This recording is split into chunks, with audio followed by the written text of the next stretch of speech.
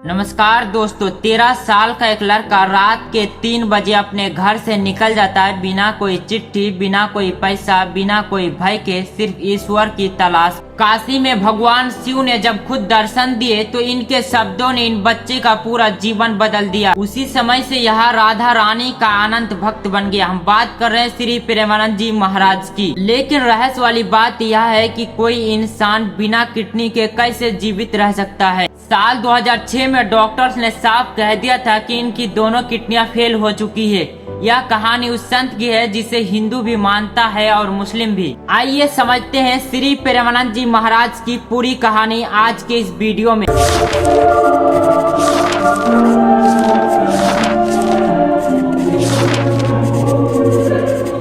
इस महान संत की यात्रा शुरू होती है साल 1969 में। इसका जन्म उत्तर प्रदेश के कानपुर जिले के अर्खी गांव में एक ब्राह्मण परिवार में हुआ था। इनके जन्म का नाम अनुरुद्ध कुमार पांडे और उनके पिता श्री शंभुनाथ पांडे और उनके माता रामा देवी बहुत ही धार्मिक विचार वाले थे। आध्यात्मिक झुकाव उनके माता पिता तक सीमित नहीं था, उनके दादा भी संन्यास रह चुके थे। बाद में पिता ने भी संन्यास ग्रहण किया और बचपन से वह भी अपने उम्र के बच्चों से बिल्कुल अलग थे। जहाँ बाकी के बच्चे खेल कूद में रुचि लेते, वही अनिरुद्ध अपना समय भक्ति और पठान में लगाते। 5वीं कक्षा तक पहुँचते पहुँचते वो एक गीता प्रेस और गोरखपुर की पुस्तकें श्री सुख सागर और अन्य पुराण का भी अध्ययन करते। घर में जब भी कीर्तन होता तो वह पूरे मन से हनुमान चालीसा और सुंदरकांड गाते। आगे उन्होंने एक बहुत बड़ा निर्णय लिया। जब वह 9वीं कक्षा में हुए तो उन्होंने अपना घर छोड़ने का निर्णय लिया। एक दिन यह बात अपने माँ से कही। माँ ने सोचा कि यह बच्चा है, किसी संत का संवाद सुन लिया होगा,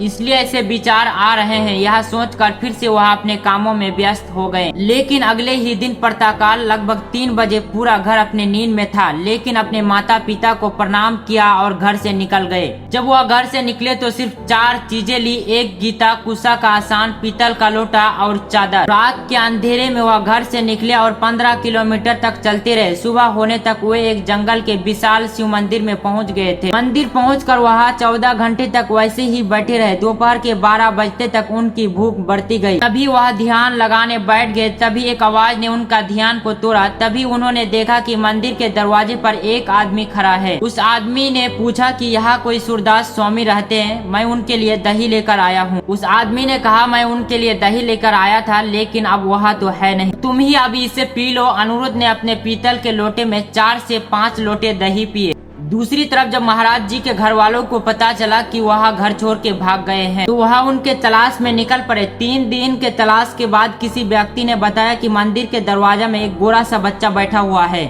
तो पूरे परिवार वाले मंदिर की ओर गए। जब अनुरुद्ध ने अपने परिवार वालों को मंदिर की ओर आते हुए देखा, उनके मन में भय और सम्मान दोनों उठ पड़ा। उनके पिता ने 2 बार कहा कि उठ जाओ, लेकिन वह फिर भी ध्यान अवस्था में बैठे रहे। जब पिता ने तीसरी बार कठोर अवस्था में कहा कि उठ जाओ, अनुरुद्ध ने दृढ़ता से कहा कि यह मेरी जिंदगी भगवान के नाम पर हो गई है।